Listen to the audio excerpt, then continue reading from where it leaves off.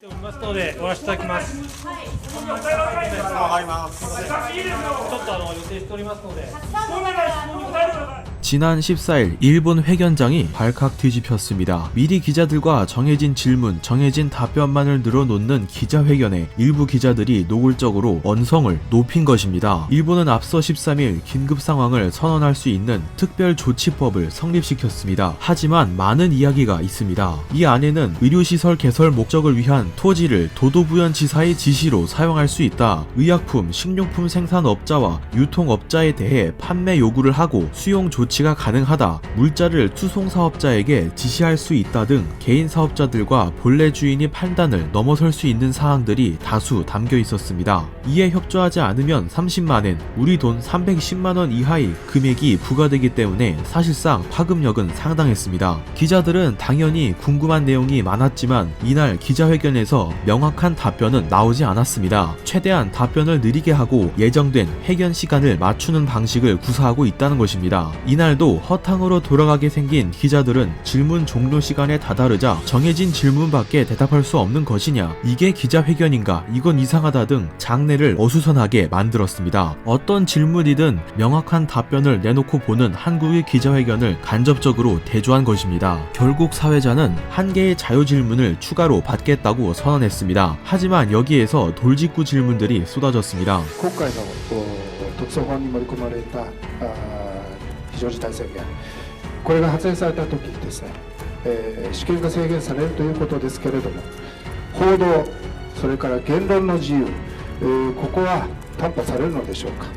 また総理は会見に大変熱心でいらっしゃいますけれども、自民党会見草案の中には9条の改憲と並んで緊急事態条項が盛り込まれております。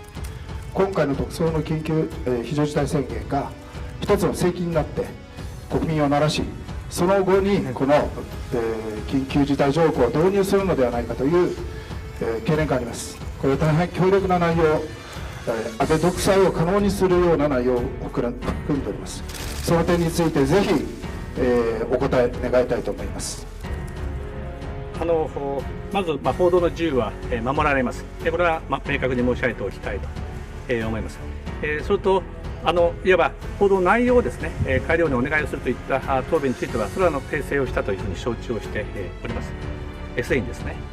そして역시나 답변은 보도 내용 답변은 정정한 것으로 알고 있다, 보장될 것이다, 국민을 지키기 위해 선언된다 라며 답변이 요지를 흐렸습니다. 정말로 예상 외의 질문에는 답변을 하지 못한 것입니다. 허무한 답변으로 마지막 자유질문 시간이 끝나자 일본 기자들은 탄식을 쏟아냈습니다. 한국의 기자회견과 언론이 자유도하는 완전 딴판이 되었기 때문입니다. 실제로 지난 4일 아사히 신문사 타치와 요이치로 인팩트 편집장이 질문지를 공개해 큰 주목을 받았던 적이 있습니다. 질문이 답변은 사이키 고조 비서관이 작성하는 것으로 알려졌습니다. 아베가 항상 답변마다 고개를 숙이고 있던 이유였습니다. 이 때문에 한껏 일본 언론사들이 한국 언론사들과 비교당했던 일이 있었죠. 한편 일본 방송가들은 이미 7월 대회에 체념하고 있습니다. 이미 2020년 3분기까지 방송 스케줄 배정을 결정한 상황인 것입니다. 일본 매체 비즈니스 저널은 지난 14일 광고업계 관계자의 말을 인용해 일본이 방송사들은 이번 달부터 대회 없는 것으로 생각하고 움직이고 있다라면서 지금부터라도 대비를 해두지 않으면 두 가지 컨텐츠를 모두 놓치게 되기 때문이다 라고 이유를 댔습니다. 겉으로는 마지못해 하는 척은 하지만 아무리 봐도 이거는 아닌 상황. 일본 방송사들은 앞선 아베의 반응과 같이 도대체가 앞을 내다볼 수 없기 때문에 사실상 없는 일로 생각하고 있습니다. 그렇더라도 급격한 일정 변경은 상당한 인력 낭비와 자금 낭비로 이어지는 상황이고 그 마음은 신문사들이 목소리로 대변되고 있습니다. 이상 꾀시였습니다.